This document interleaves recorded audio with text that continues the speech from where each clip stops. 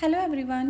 So today we are going to draw a plant cell as shown by an electron microscope. I know इसकी structure थोड़ी सी tough होती है but we will try to make it easy. So firstly we will draw the outer layer. ठीक है, जिसमें हमारी cell walls आ जाती हैं, सेल मेम्ब्रेन्स आ जाएंगी. ठीक है, एंड देन उसके बाद हम अंदर की जो इंटीरियर ऑर्गेनेलीज होती हैं वो ड्रॉ करेंगे. हम बाहर की लेयर जो है वो थोड़ी सी पहले उसको लाइट रखेंगे. जब हमारा प्रॉपर स्ट्रक्चर बन जाएगा उसके बाद हम उसको डार्क करेंगे. ठीक है, ये हमारा हो गया सैप वैक्यूल एंड देन हमारा न्यूक्लियस, उसकी मेम्ब्रेन्स, उसको हमने अच्छे से बीच में जो उसके क्रोमेटिन होता है उसको हमने ड्रॉ किया है डॉट डॉट्स लगा के. आप इस स्ट्रक्चर में कलर्स भी फिल कर सकते हैं इफ़ यू वांट, अदरवाइज़ ये ऐसे भी ठीक रहता है. मेन होता है हम जब इसको लेबल करते हैं, हमारी लेबलिंग एक्यूरेट होनी चाहिए. प्लांट सेल्स में हमारे दोनों smooth endoplasmic reticulum and rough endoplasmic reticulum बहुत प्रेजेंट होते हैं. And then microtubules, mitochondrions, chloroplast, Golgi apparatus, ये सारी ऑर्गेनेलीज प्रेजेंट होती हैं. ठीक है, हम फर्स्टली पहले ये ड्रॉ करेंगे, देन उसके बाद इसको हम लेबल करेंगे. अगर आपको इसको ड्रॉ करना आ गया, आपको पता है कि इसमें ये ऑर्गेनेलीज हैं, तो आप इसकी एक्सप्लेनेशन भी बहुत अच्छे से दे सकते हैं. जब हमारा बीच का वो प्रॉपर बन गया तो उसके बाद हमने बाहर जो उसकी लेयर्स हैं उसको हमने थोड़ा सा डार्क कर दिया. अब देखना इसमें मतलब कितना डिफरेंस आएगा और ये थोड़ा दिखने में भी अच्छा लगेगा. अगर आपकी स्ट्रक्चर अच्छी होएगी, दिखने में अच्छी लगेगी, तो ऑब्वियसली आपको मार्क्स भी गुड ही मिलेंगे. ओके, सो हमारी स्ट्रक्चर तो डन हो गया. अब हम इसको लेबल करते हैं. हम स्टार्ट करते हैं सबसे पहले न्यूक्लियस से. ठीक है, हम लेबल ऐसे करेंगे कि हमारी कोई बीच की ऑर्गेनेलीज ब्रेक भी ना हो. तो सबसे पहले हमारा आएगा न्यूक्लियस.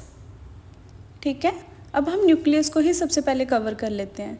देन उसके बाद बीच में से क्रोमेटिन. ठीक है, अब न्यूक्लियस की मेम्ब्रेन. न्यूक्लियस की मेम्ब्रेन को हम बोलते हैं न्यूक्लियर एनवेलप. ठीक है, न्यूक्लियर एनवेलप. एंड देन उसके बाद हमारा आ गया क्लोरोप्लास्ट. प्लांट सेल है तो ऑब्वियसली क्लोरोप्लास्ट तो होएगा ही. हमने इसमें 2 क्लोरोप्लास्ट बनाए हैं. लेबल हम सिर्फ एक को करेंगे. देन उसके बाद माइटोकॉन्ड्रियन. ठीक है, हम एक साइड के सबसे पहले लेबल कर लेते हैं, जो बीच के छोटे छोटे हैं. देन उसके बाद स्टार्च ग्रेन. ये हमारे हो गए microtubule.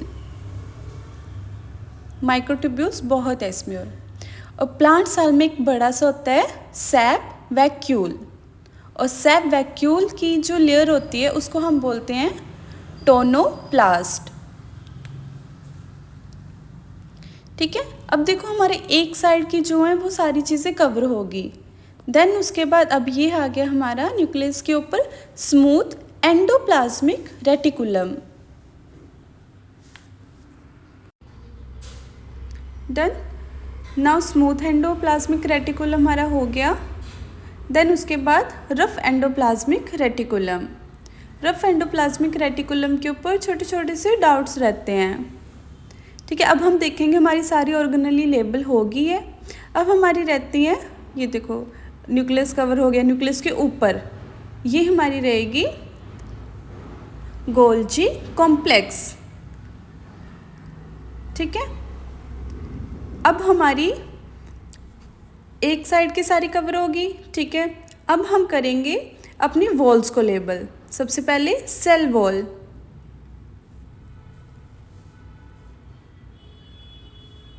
Middle lamella. Then plasma membrane. ठीक है, अब हमारी सारी की सारी स्ट्रक्चर जो है वो लेबल होगी, ठीक है। अगर आप चाहो तो अगर मान लो कि आपको 5 नंबर का कोई क्वेश्चन मिला है, उस पर आंसर लिखना है, तो आप ये स्ट्रक्चर बना के इसको ही अच्छे से एक्सप्लेन कर सकते हो। उसकी साइड की वॉल्स, ठीक है, पहले सेल वॉल होती है, देन मिडल एमला, देन उसके बाद प्लाज्मा मेम्ब्रेन, उसके बीच की ऑर्गेनेली, उसमें न्यूक्लियस रहता है, देन सैबैक्यूल, mitochondrion, chloroplast, chromatin, Golgi complex, rough endoplasmic reticulum, smooth endoplasmic reticulum, ठीक है। देन उसके बाद उसको आप थोड़ा थोड़ा एक्सप्लेन कर सकते हो कि इन सब ऑर्गेनेलीज के क्या क्या फंक्शन रहते हैं। सो ये थी हमारी structure of a plant cell as shown by an electron microscope, ठीक है। देन उसके बाद हम नेक्स्ट वीडियो में देखेंगे difference between plant cell and animal cell. Thank you for watching.